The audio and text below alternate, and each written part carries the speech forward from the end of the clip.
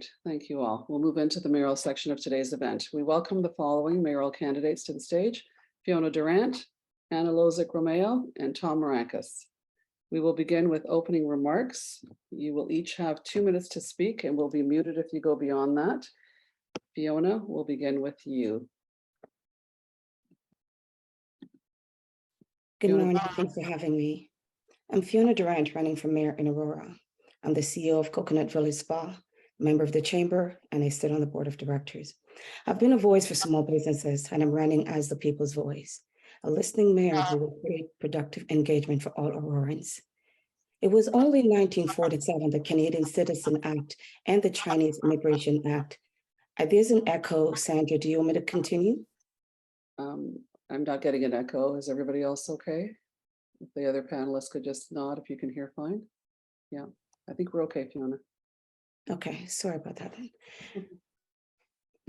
It was just in 1947, Canadian Citizen Act and the Chinese Immigration Act changed the law allowing Chinese and South Asian to be able to vote.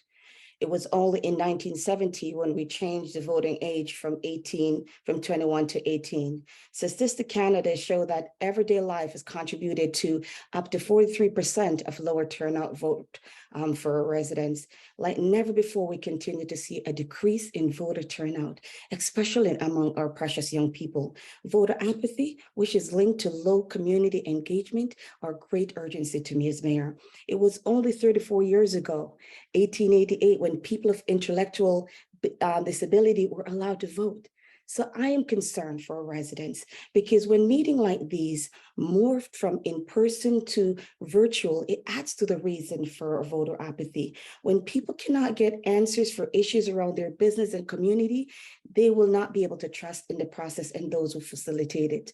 Leadership is not what we do. Leadership is what we raise up. And the role of this role is greater than me. It's greater than any one person. But with a joined by others in our community who are caring, passionate people, we can truly make a difference in serving our community. This is one of my many focuses for family, youth, and businesses when elected as mayor. Please visit Fiona for Mayor to know more about me. Thank you, Fiona. We're now going to move on to Anna.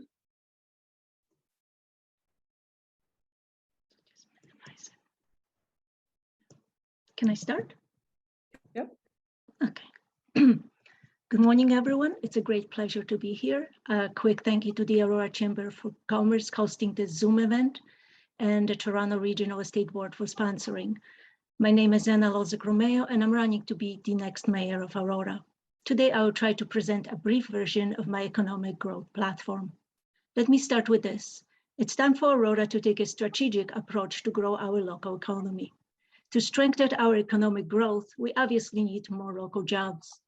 I would like to focus on a plan that attracts high-tech or green tech industries, including design, manufacturing, and assembly. Those industries drive strong supply chains, increasing local business-to-business activity. Frankly, this is not a new concept to Aurora. It's just time to refocus on the industries of the future, especially now with many opportunities at the emerging business park in the east end of Aurora. Many local residents would benefit from working close to home, helping youth to get hands-on experience, or helping our local hotels to thrive. It's clear that a bedroom community contributes very little to the local economy. Economic growth is not just about attracting new businesses, but also maintaining an environment where they can thrive.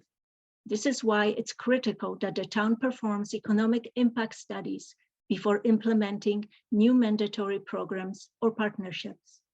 In conclusion, I see the need for a strategic collaboration between the town's policy planning and economic development, Aurora Economic Development Corporation, Aurora Chambers of Commerce, Business Improvement Area, and cultural partners.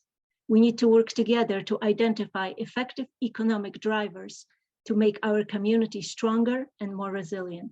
Thank you. Thank you, Anna. All right, so now Finish on time. we'll move on to Tom. I think I finished on time.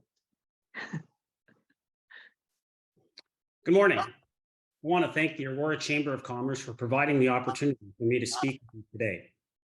4 years ago, I made a commitment to you that I would work with you and for you to get things done. And I have honored that commitment. As your mayor, I gained council support for common sense initiatives that have had direct and positive impacts on our community.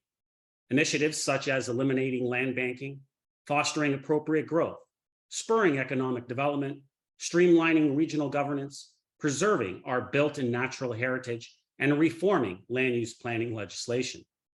I've proven that collaborative leadership gets things done.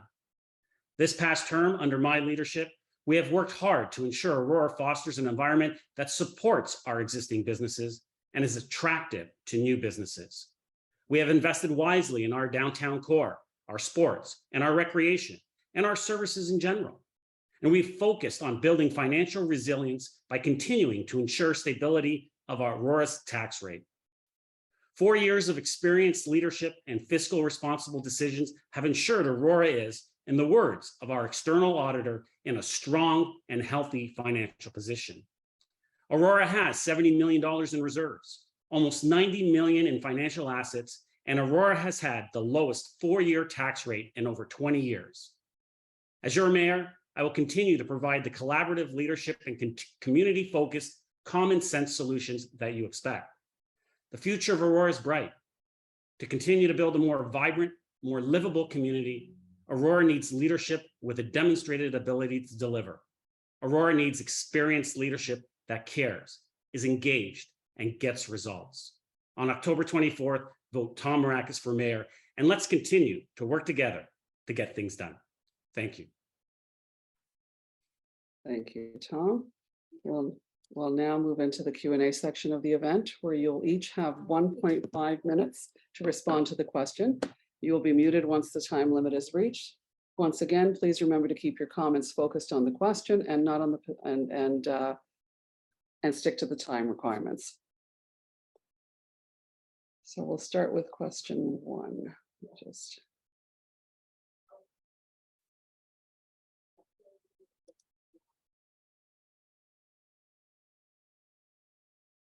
With the recent announcements from the province about expanding the powers of mayors in local communities, what additional powers would you advocate for the mayor of Aurora to have? And if obtained, how would you utilize them in conjunction with the elected councillors? So let's begin with Anna, since Fiona spoke first. We'll begin with you, Anna.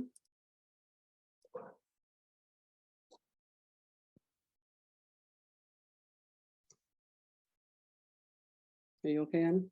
Yeah, I think so. Okay, go ahead.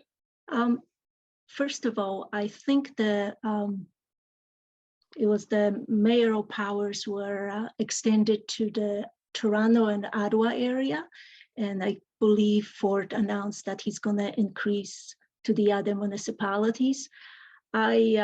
I can't answer that question because I do not believe that the mayor should have extra powers. I think we should work as a council together to make decisions. We had one situation during the pandemic on March 30th, 2020, when emergency bylaw came in that there were actually powers that, delegated powers the town was trying to give themselves delegated powers to involved in the planning applications. And I really think that it's a whole council decision, not just the mayor should have the power to make those decisions. Thank you. Thank you. So we'll move on to Tom. Thank you, Sandra. Great question. And, I stand with my mayor colleagues right across the province, where the majority of us have said that these powers are not necessary and not needed. We work collaboratively with our councils, and we believe that we will continue to do so. Essentially, I don't think that it's needed.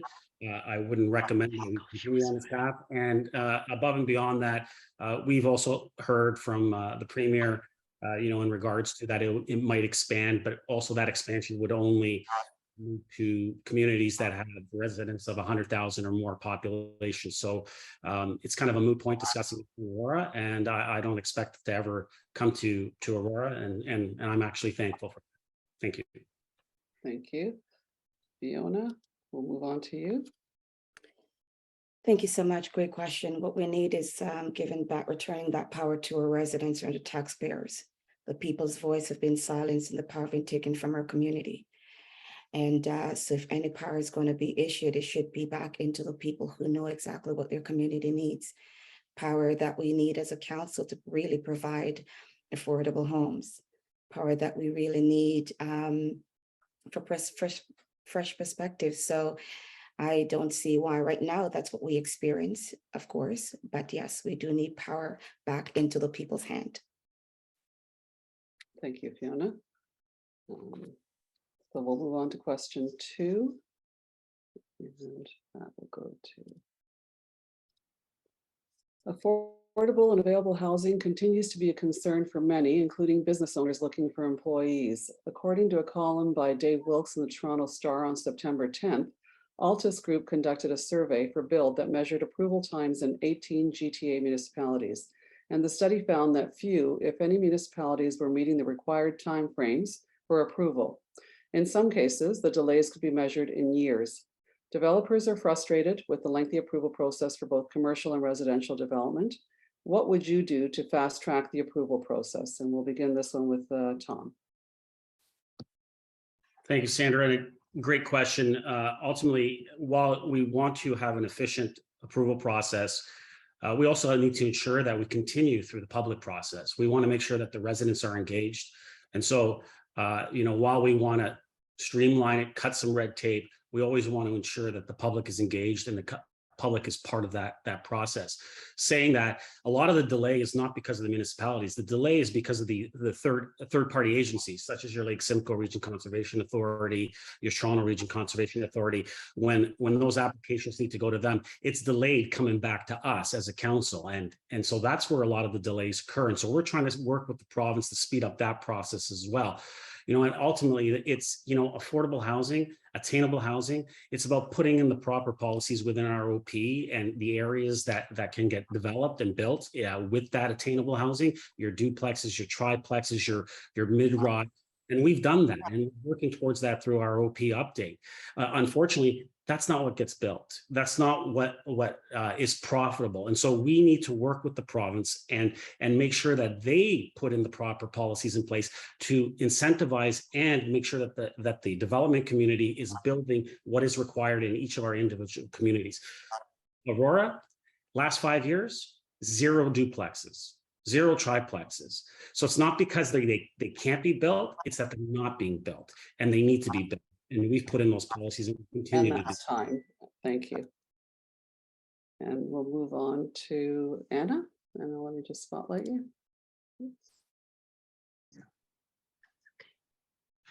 I think it's an interest. Can you hear me? Yeah, it's a actually good my question. mistake. We should have gone to Fiona, and I'm just going to move Okay, to no, Fiona. that's okay. I can go back. Should have gone to Fiona. Sorry. Go ahead, Fiona. I just said, let her go. She is ready speaking. Okay, no problem. Go ahead. We were at the Business Excellence Award when Stranek, if I heard him correctly, spoke of the fact that we're taking years to issue permits. I think in affordable housing, until we can address how long it's taking to get permits, making it easier, make it equitable for everyone, and really seek partnership with the builder, we can't pass off that responsibility. We have to take accountability for it. We can't say the province, we can't say this, it is us. And we have to do what we can do here. And we have to make sure that the concerns of the neighbors where we want to build things are heard. But we have to address the permits issue. We have to address the partnership issues. And we have to collaborate. And when those are not in place, nothing will be able to be affordable. Thank you, Fiona. On to Anna.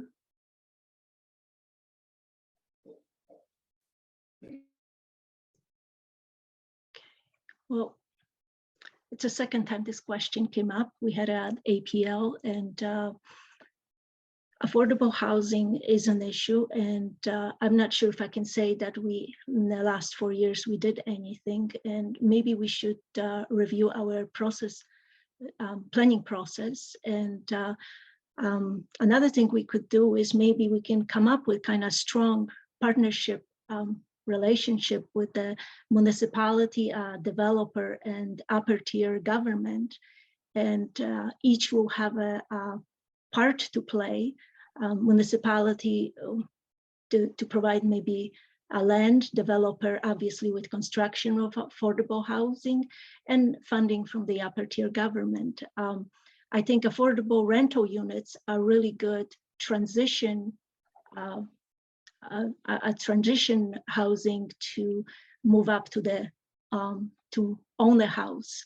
I also, since this is a sponsor, well, it's Chamber of Commerce event, I think that also having a good local jobs and a good public transportation and active transportation that will help with the maintaining the affordable housing. But also I want to mention is that I think York Region just recently passed the bylaw for the vacant homes tax revenue. So we're going to have, Anna, I'm sorry. okay, sorry. Thank you. Question 3. We've heard people say that although businesses survived the pandemic through 3 very difficult years, the more difficult road will be the next few years through the recovery period. What do you think are the greatest barriers to local business, and what would you do to provide support to businesses during your term in office? This one will start with Fiona. As a business owner who rally and knock on doors and drive around town during COVID, I felt the brutality of the lack of support. I went to council at town and asked, what are we doing for small businesses? The council says nothing. They have nothing there for small businesses. We are not, small businesses, we're not coming out of pandemic, we are going out of business. Right now, nine rounds in Aurora is closing as of this week. Business are constantly, our business owners are facing depression, mental health issue, bankruptcy. It is not as fancy as asking, what are we going to do? We have to be intentional to serve. Do you know that I think Aurora is 64% small businesses. In Canada, the ratio for businesses, 98.1 of small businesses. We've employed 10.3 million employees, but yet we have gotten the less. We can see businesses are going out. Urban park or places that bring community together, they've been closed, and big box stores are building up. We have to be intentional to taking care of those who are here, because a common denominator of progress is our people, and we need to pay attention to them. Thank you, Fiona. Anna, we'll move on to you.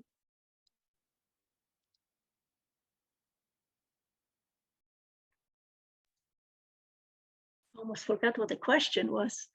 I think nobody wants to talk about pandemic anymore, and everyone is on the way to recover. And I have seen some positive recoveries. Unfortunately, some areas did lose business, and we still have closed front buildings. I mean, the businesses are not, and we have closed buildings and vacant properties. One of the things is I talk to small businesses, and sometimes with the town programs, we imposing more financial pressure on the businesses. And perhaps with the permits and programs, we could do economic impact studies, and hopefully maybe provide some reliefs to the businesses that will need to recover. One of the things we learn also, businesses being on the town properties during pandemic, the ones that operated on the town property were closed down, and we had to subsidize them on the end. So that's something that maybe we should, as a community, in a business community, think about it for the future, and when making these decisions and creating partnerships. Thank you. Thank you, Anna. And now we'll move on to Tom.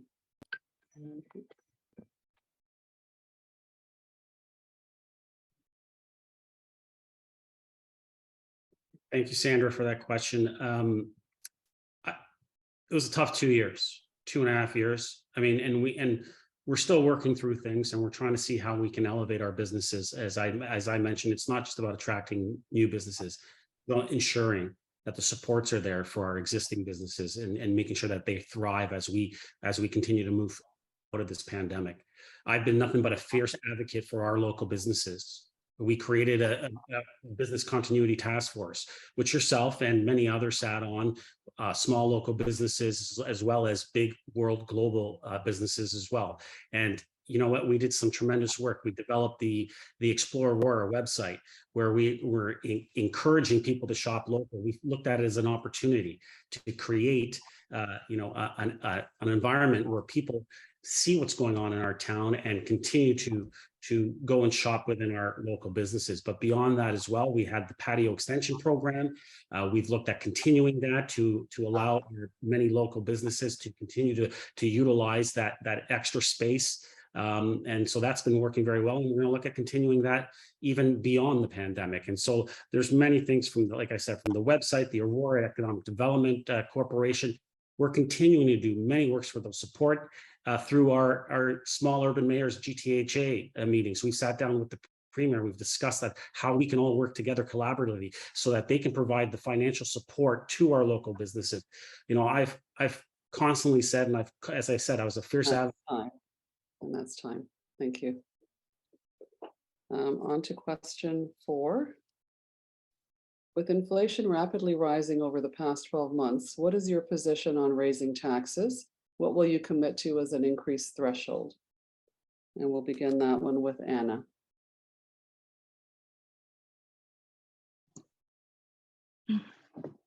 Okay. Can you hear me? Yes. Yeah, okay. I didn't get a special. I'm not going to commit to anything. I think the responsible answer will be when I see the budget, and we see what's on the budget, and we'll make a decision then. We're going to have to be fiscally responsible. We're going to have Aurora Town Square that will be also going live with the operating budget. I believe the library, the Aurora Public Library probably is going to get into full operation. So we're going to have tax pressures, but I can't promise anything. I'm going to make sure it's low and make sure we are fiscally responsible, make sure we are also fiscally transparent, and we'll see at the budget 23 for now. Thank you. Thank you. Tom, you'll go next. Thank you, Sandra. Well, quite honestly, we're going to stay the course. As I mentioned previously, we had the lowest 4-year tax rate in over 20 years, and we're going to continue to stay that course. You know, we have a strong financial management of your tax dollars.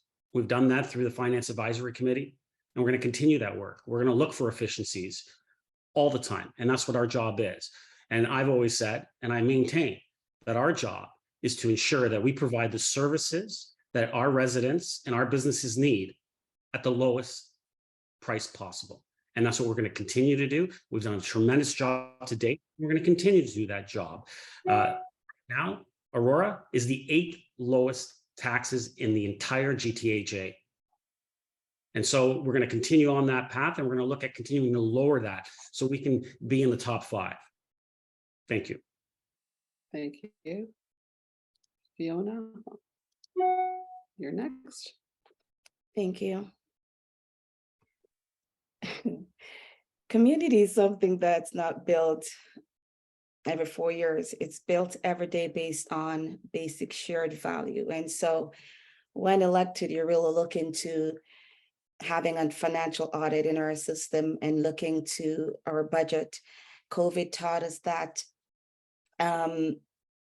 for us to be strong, economically strong, we have to have a chance where everyone is succeeding. We see our neighbor, Richmond Hill, that is doing amazing. They've managed to lower their taxes and zero tax for 2 years, 2 terms, and they are doing exceptionally well. We see, according to CFIB, that says businesses were paying 2 to 3 times more in property taxes. So the commitment is that I am for the people.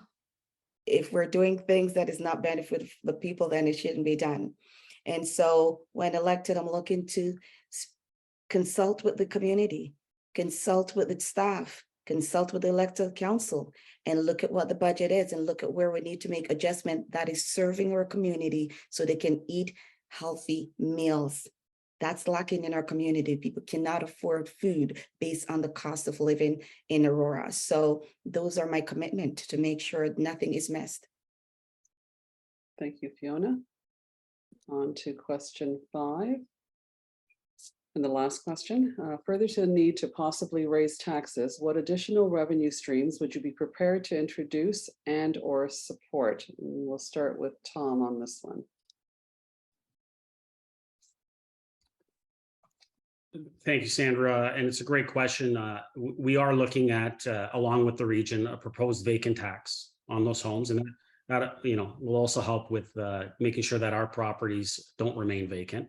But that's an additional revenue stream, as well as the AMPS program, right, which is the monetary penalty system. That's another stream that we're looking at. And, so we're working on that. But also, I think that the province needs to also afford all municipalities some of the policy tools that they provided for Toronto. And so we're working with the province to look at upping what is provided for us as other smaller municipalities, especially the small urban GTHA municipalities. And so, that's what we need to do.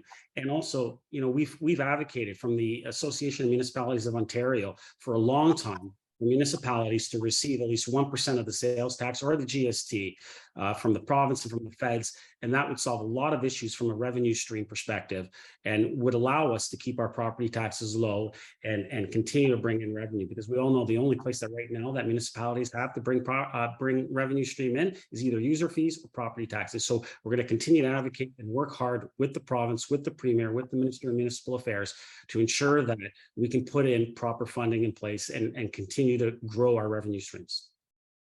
Thank you. Fiona, over to you.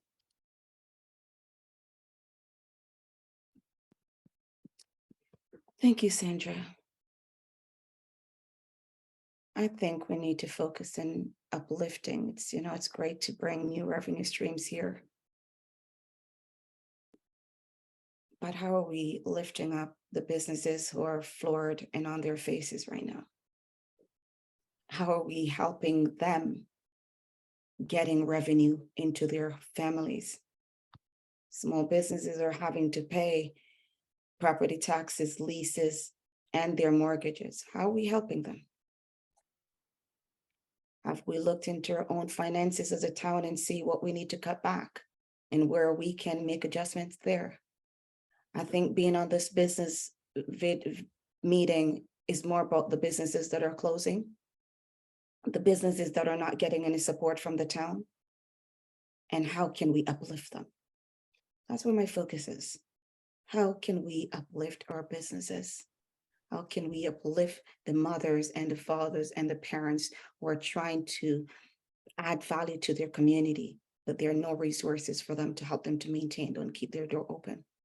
How can we make sure that in pandemic, we're helping businesses who are new and open and getting tickets because of COVID regulations? There's so much we can do for our businesses. And I think that's what my focus is about today. That's how we want to grow our community. And as a result, we're going to benefit as a town. Thank you, Fiona. Over to Anne. Anna.